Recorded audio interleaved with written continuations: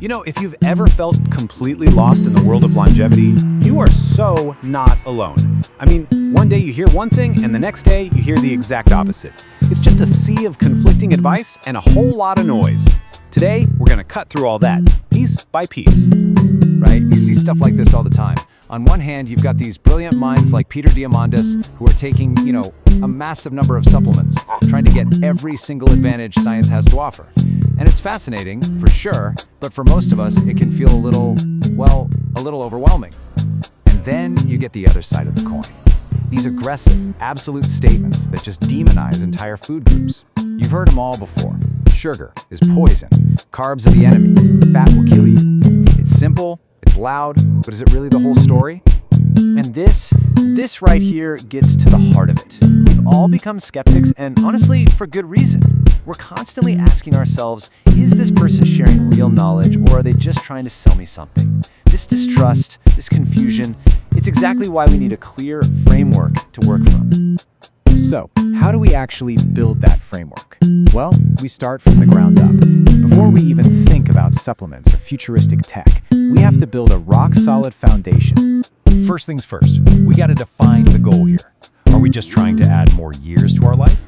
That's your lifespan. Or are we trying to add more life to our years? That's health span.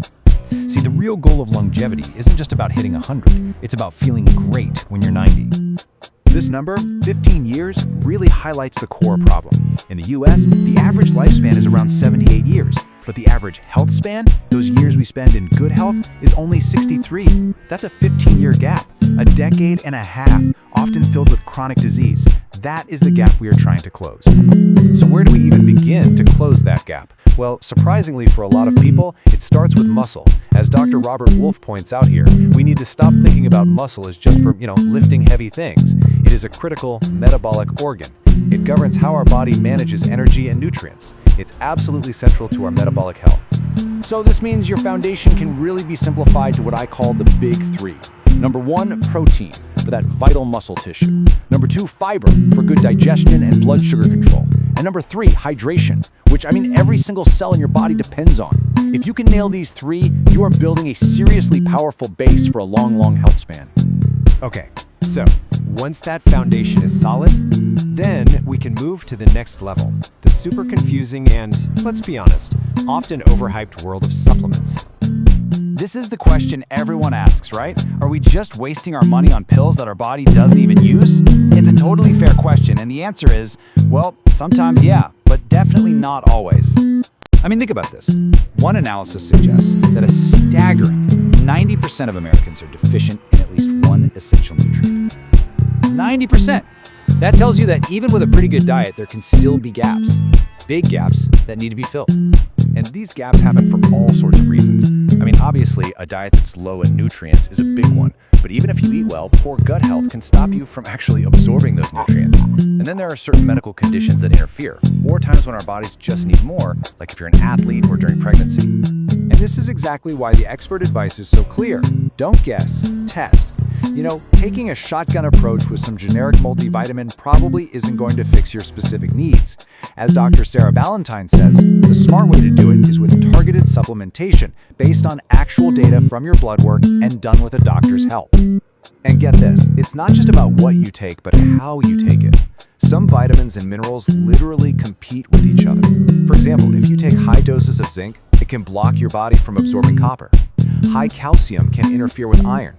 It's a really delicate balance, which again, just shows you need a strategic, informed approach, not just random pill popping. All right, with our foundation set and our supplement strategy dialed in, now we can look up to the top of the pyramid. Truly cutting-edge science that feels like it's pulled straight from a movie. So let's start with a concept called longevity escape velocity. It's a seriously mind-bending idea. Imagine a point in the future where science is advancing so fast that for every single year you manage to stay alive, technology adds more than a year back to your life expectancy. At that point, you've essentially outrun aging itself. Now this might sound like it's centuries away, but a lot of the world's top thinkers, they disagree. The futurist Ray Kurzweil thinks we could hit this point around 2031, just a couple of years after he predicts AI will be as smart as humans. Other top researchers are looking at the mid-2030s. We're talking about the next decade, folks. So what's driving this incredible speed up? In a word, AI. In the past, a drug trial might take 10 years and have maybe 500 people. Today, as Ray Kurzweil points out, AI can simulate 1 million biological humans and run those trials in just a matter of days. The speed of discovery is just unlike anything we have ever seen before.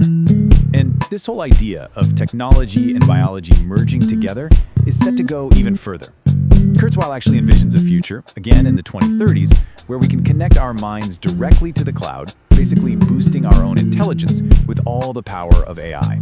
This is truly the frontier of what it even means to be human. Okay, all of this sounds amazing, right?